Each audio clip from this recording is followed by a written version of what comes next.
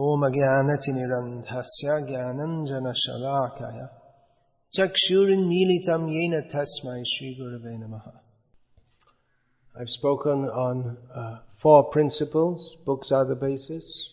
Preaching is the essence. Utility is the principle. Purity is the force, which although not a Veda Vakya, it's not from any slok, and it's not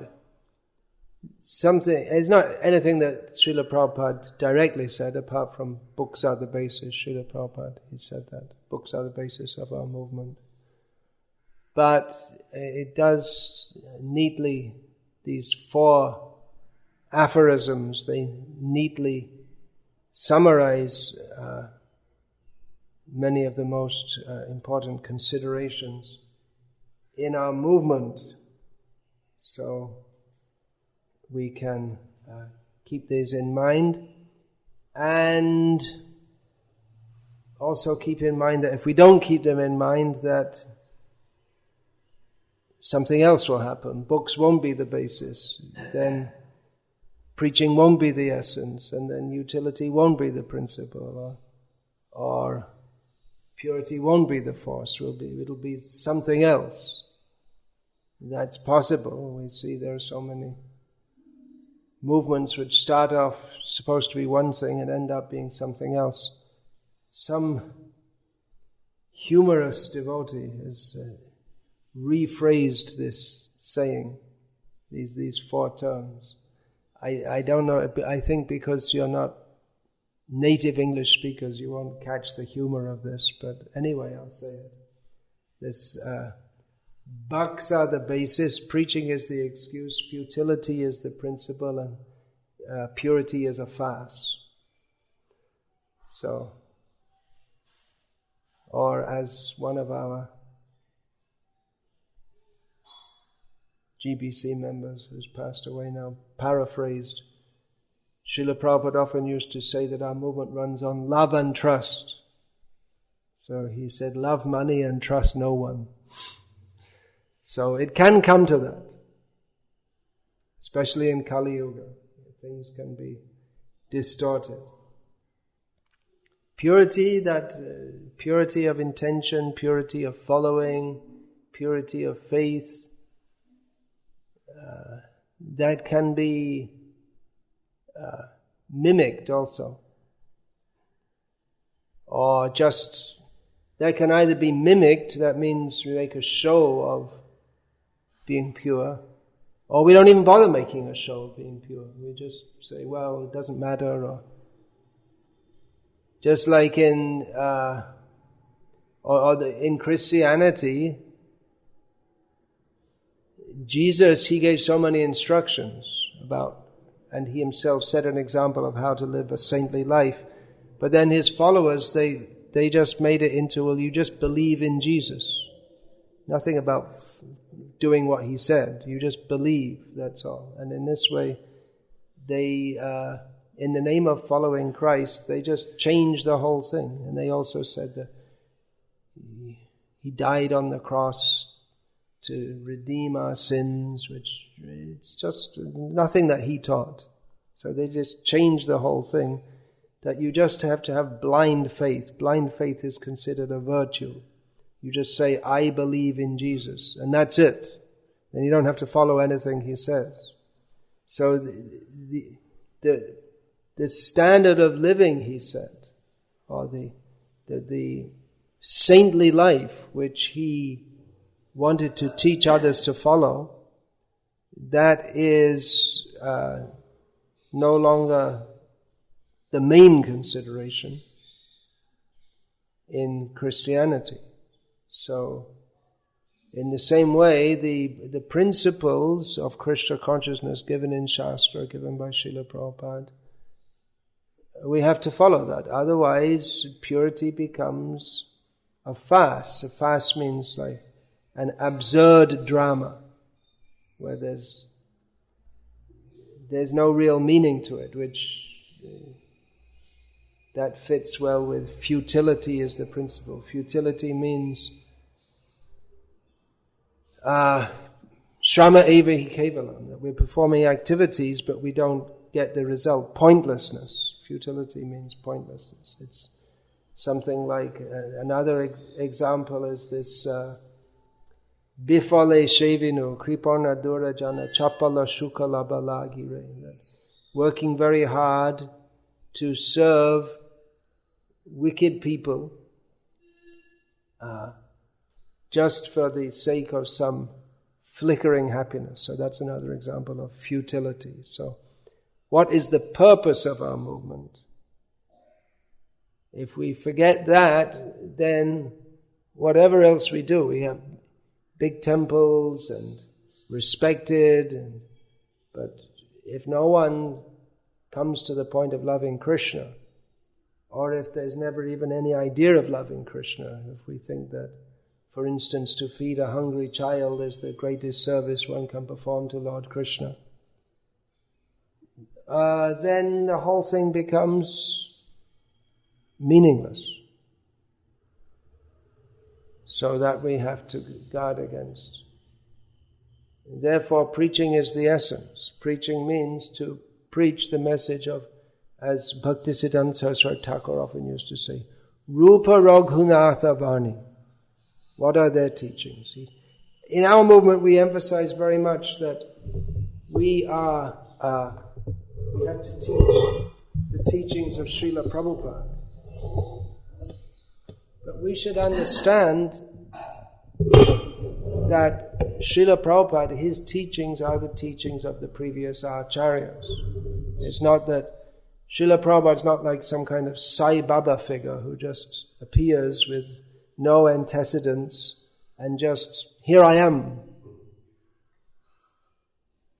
But he comes in Guru Parampara, Guru Shishya Parampara. He taught what his predecessors taught. And they taught what their predecessors taught. So,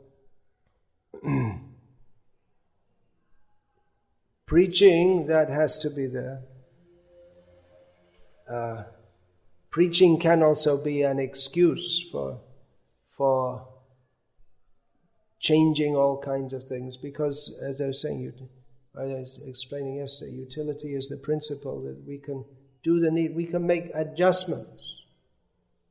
Just like these extreme, shocking examples that you can eat meat if necessary, if you have to preach. Actually, this is not against Shastra. We find in Mahabharata that one time during a famine, one rishi, he had cow killed and served to his disciples. So otherwise they're going to die. So that's an extreme case. We might not do that. We might prefer to die. Srila Prabhupada, he said, I'd rather die than eat meat. But the example is there that we may have to sometimes do something which is in other circumstances unthinkable for the sake of serving Krishna. We may have to do. All kinds of things can be done. But that doesn't mean that under ordinary circumstances we will do that. Rather, we should remember that purity is the force, and that if we actually serve a higher principle by violating a lower principle, then that is justifiable. But that if it's a marginal case, if it's not very clear, if the higher principle is not very clearly served by violating the lower principle, then it becomes a very dangerous situation. We may say, well, I'm feeling weak and the doctor told me I should eat meat, so I can serve Krishna better, I should eat meat. But that's not acceptable. If you're feeling weak, if according to the doctor you need more protein, which is usually what the doctors tell you, although it can be the wrong thing altogether. It can be the wrong diagnosis altogether. Generally the allopathic doctors will tell you need more protein, because they have the idea that protein gives a lot of strength, although the elephant doesn't eat meat, and the elephant's very strong. So it's not necessarily true that eating meat gives you strength. And excess protein can actually weaken the body because it takes energy to digest it more than we need. And it poisons the body, forms excess acids. Anyway, I'm getting off on a tangent here. But we may... I'm just giving some examples how we can give some perverted reasoning using preaching as an excuse. This preaching is a sacred principle because Chaitanya Mahaprabhu wanted that.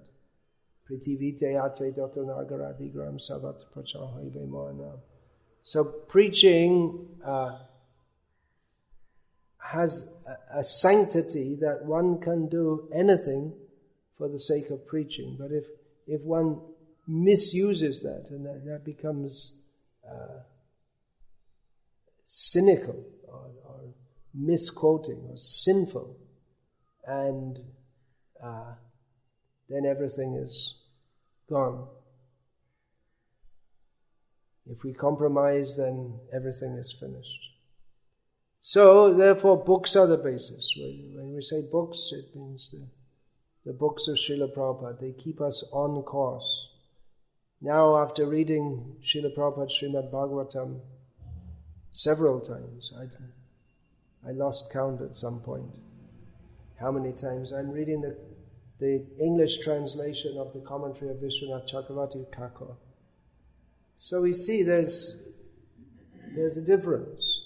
The previous acharyas, they wrote in a manner which establishes pure devotional service to Krishna as topmost. But in Srila Prabhupada's books, he's preaching. He's not writing just for people who already have faith in Krishna, as the previous acharyas were. But he's writing for all classes of people who don't have faith. He's writing for people who are just beginning to develop faith. They must be beginning to develop faith to read his books. And he's pointing out the faults of modern civilization, of various bogus so-called scientific theories. He's preaching with a sword, figuratively. And he's very much preaching in his books and giving the clear conception of reality against so many wrong ideas in the world. So, books are the basis. The distribution of Srila Prabhupada's books, the study of Srila Prabhupada's books, the following of his books. But if we don't regularly read his books, and read his books means in the mood of Guru Mukha Padma Vakya Chitete Kariya Aikya, that we want to fully absorb what he wants to give us, not that we put up any resistance. By maintaining our own ideas. So if we don't regularly read Srila Prabhupada's books, then we might think that bucks are the basis, money. We need money to run on the show. So that's the first consideration. You may say, well, if we don't have money, then we can't run on our temples, we can't feed the devotees, we can't do anything. So money is the basis. But that's a misunderstanding. Then our whole movement becomes organized around how to bring in money. But Srila Prabhupada often quoted Srila Bhaktisiddhanta Saraswati Thakur that if we simply preach Krishna consciousness, then money and everything else will come. We don't have to make money our priority. Of course, if there's some special project, building a temple, then we may need to approach people for donations and try and put some effort like that. But it shouldn't be that we spend our whole lives just thinking where to get money, how to get money, make one special project, and then another one, and then another one, and then another one, and building, then we become instead of becoming the favorite of Krishna, we become the favorite of the building contractor. But these building contractors, I think many of them, they may be going to hell, because they're often, they're corrupt, and who knows. Anyway, I don't want to blaspheme all the building contractors, but mostly we see they're drinking, they're eating meat, they've so much black money, they don't know what to do with it. So, we want to be dear to Krishna. Krishna, we may think, well, I amassed so much money, so I can bribe Krishna. Now Krishna was obliged to accept me. I did so much service, I collected so much money. Well, collecting money can be a service, but again, Krishna is pleased. What does Krishna say? How is Krishna pleased? Patrang pushpang palang tayam yome bhaktya prayatati tadahang bhakti prayata ashnami prayata. Krishna is pleased even if we offer him fruit, flower, leaf or water, if we actually offer it with love.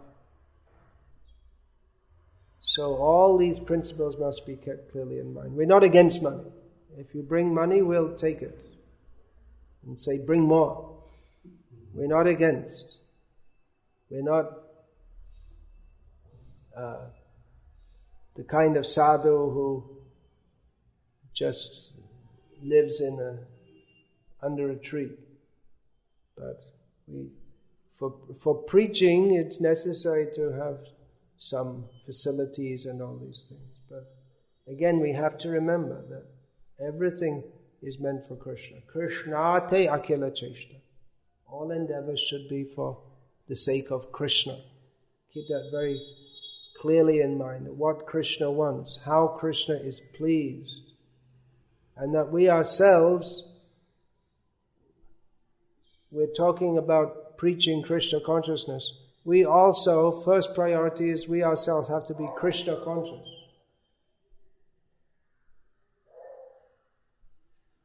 Otherwise, what is the point? Shrama eva hi kevalam. Dharma swanushtita pungsang vishvaksena kathasoyaha notpadi adyadiratim. Shrama eva hi kevalam. We can perform so many activities, even very religious and righteous activities. But if at the end of all of it we don't have any taste for hearing and chanting about and serving Krishna, then it's all simply useless labor. That's all. So we should bear this in mind. Get oriented properly. That's the first thing. Where are we going? Where do we want to go? What is our aim as individuals and as a movement? Keep that always in mind. Start with the end in mind, I think. Start with the goal in mind, I think. Stephen Covey said. I didn't read his book, but I heard it. Iti sushrama. I heard it so many times. So, sambandha, abhideya, prayoja. What is our prayoja? Prem, love of Krishna. First we have to understand what is our sambandha. We are all servants of Krishna. How to attain Krishna? By the process of bhakti yoga. Kevala bhakti. Not karma mishra bhakti, jnana mishra bhakti, yoga mishra bhakti. Simply for doing everything. Krishnarte akila cheshta. Everything simply for Krishna's pleasure.